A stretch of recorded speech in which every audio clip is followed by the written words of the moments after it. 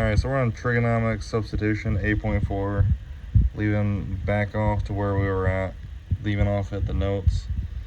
If the integral contains the expressions in the form square root of a squared minus x squared, or the square root of a squared plus x squared, or the square root of x squared minus a squared, where a is greater than 0, it is possible to transfer the integral into another form by means of trigonometric substitution.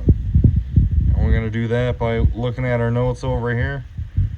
Where a is greater than 0, we have the square root of a squared minus x squared, or the square root of a squared plus x squared, or the square root of x squared minus a squared. So the first step, we're going to make substitutions. The second step, we're going to sketch a right triangle as seen in figure 1-1. That is an example. Alright, so we're going to label the sides of the triangle using substituted information. And then the fourth thing we got to do is find the length of the third side using Pythagorean theorem. A squared plus b squared equals c squared. Pretty straightforward.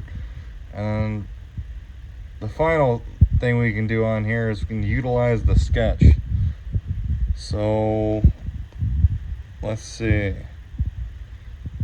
If the integral contains the expression of the form square root of a squared minus x squared, make the substitution x equal a sine theta. So now I'm not going to explain all this right here, it's just repeating what I've already said. Actually, I will repeat it anyhow.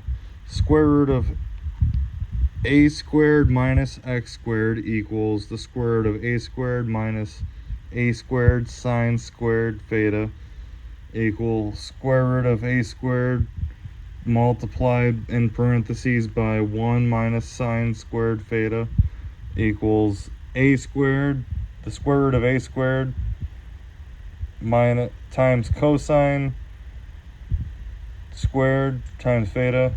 Get rid of the first a squared at the beginning of that.